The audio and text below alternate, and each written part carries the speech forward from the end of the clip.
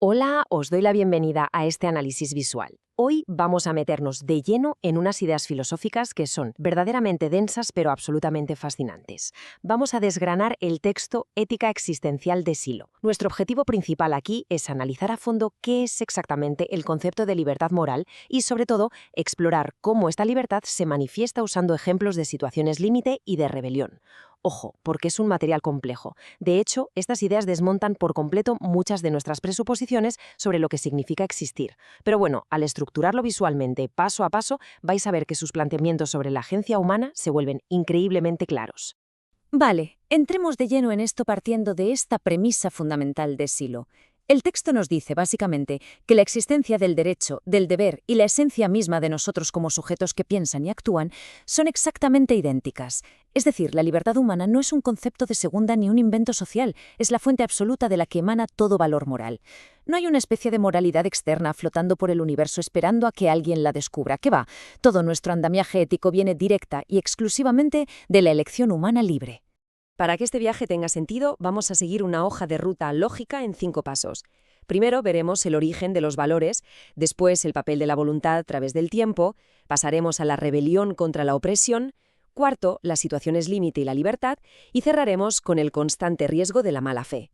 Empecemos por el punto número 1, el origen de los valores, el fundamento de la moralidad.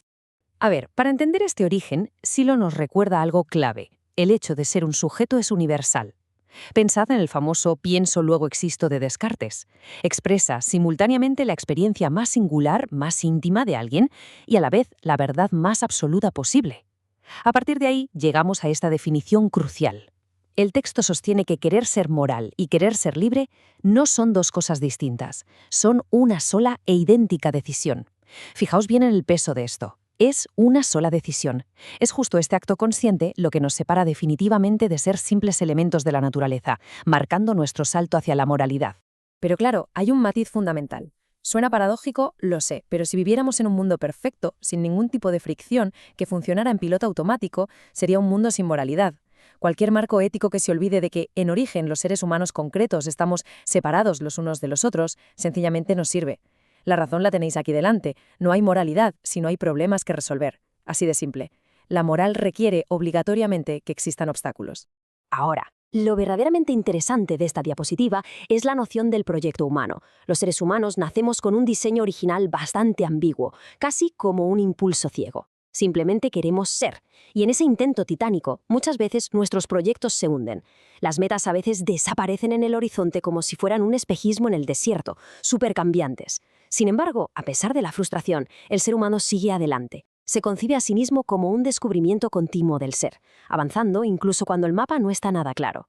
Pasemos a la segunda fase, la voluntad en el tiempo. ¿Cómo se confirma la libertad? Porque un proyecto no se crea con desearlo una sola vez y listo. La libertad necesita el flujo del tiempo para confirmarse de verdad. Y el texto usa una metáfora buenísima, el niño. Un niño vive puramente en el presente. No puede hacerse preguntas morales porque no asume la responsabilidad de su pasado, ni se imagina a largo plazo. En cambio, en la etapa adulta, cargamos con el peso de organizar nuestra conducta en una línea temporal coherente. Solo en el presente, cuando los momentos se organizan como conducta, es cuando podemos tomar decisiones. A partir de ahí, el inmenso peso de la libertad se confirma únicamente cuando vemos un fin en el futuro y nos comprometemos de forma férrea a perseverar en él durante toda nuestra existencia. Y aquí el texto establece un concepto tremendo. Nuestra existencia tiene que hundirse en la nada, instante tras instante, para poder fundarse. ¿Esto qué significa? Pues que cada nueva acción requiere dejar el pasado atrás. Comprometerse implica asumir que nuestros objetivos de hoy serán el pasado superado de los días que están por venir. Destruimos nuestro presente para poder construir el futuro. Es decir, el creador siempre se apoya en creaciones pasadas, usándolas como escalones para abrir la posibilidad real de que existan creaciones nuevas.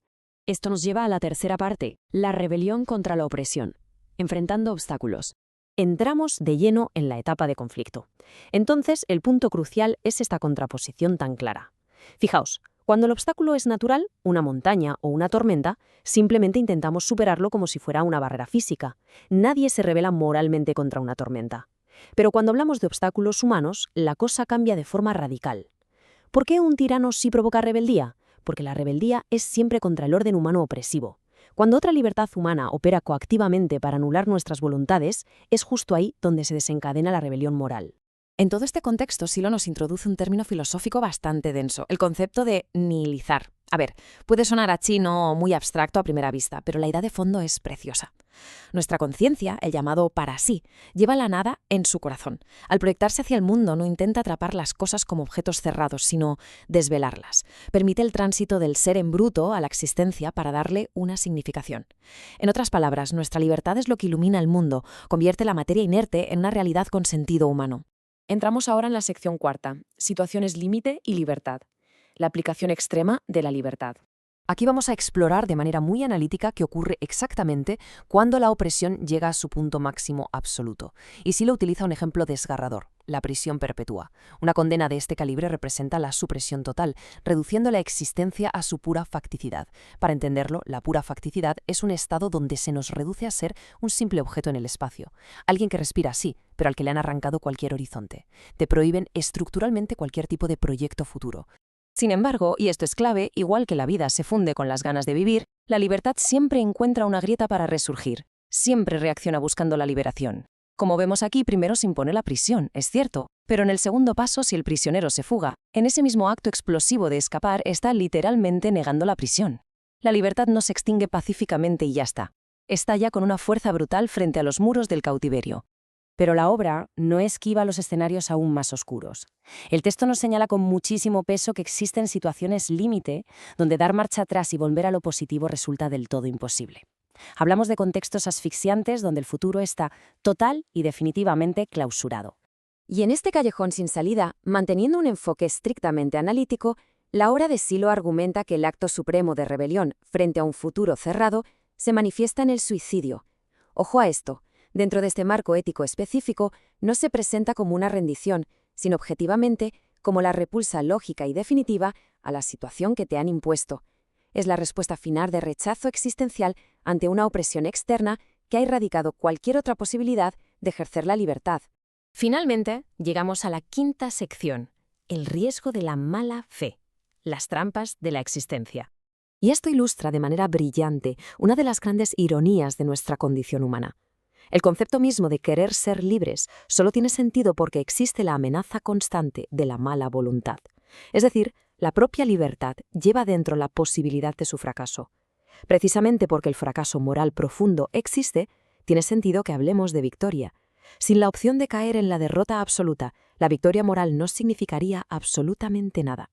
La mala fe viene a ser esa trampa psicológica que nos permite frenar nuestro camino ético en cualquier momento. Uno puede dudar, o puede echarse para atrás por puro vértigo ante la existencia. Fijaos que aquí destaca el peligro de afirmarse falsamente como un ser pleno, esto es, pretender que ya estamos terminados, inmutables como una piedra, y por tanto incapaces de cambiar o asumir responsabilidad. O también vivir la libertad como una independencia meramente abstracta, huyendo cobardemente de la distancia que nos separa del ser. Para esquivar todas estas trampas, el objetivo definitivo del sujeto libre se resume en esta enigmática frase: asumirse como un ser que se hace carencia de ser a fin de que pueda tener ser. Bueno, para descifrar este trabalenguas filosófico, para ser verdaderamente libre, tienes que aceptar de raíz que estás incompleto, y justo por ser esa carencia, por ser un lienzo en blanco, posees el poder absoluto de crear tu propio significado y de aportar un contenido totalmente singular al mundo. Después de este recorrido tan intenso, desde el nacimiento de los valores, pasando por la rebelión ante la opresión y esos peligros de la mala fe, cerramos este análisis con una pregunta gigantesca. Démosle una vuelta a esto. ¿Será posible alcanzar una verdadera victoria moral sin llegar a enfrentarse jamás a las situaciones límite definitivas de la existencia? Ahí queda esa enorme interrogante que la ética existencial de Silo nos lanza sobre cómo ejercemos nuestra libertad ante los muros físicos y mentales del orden humano.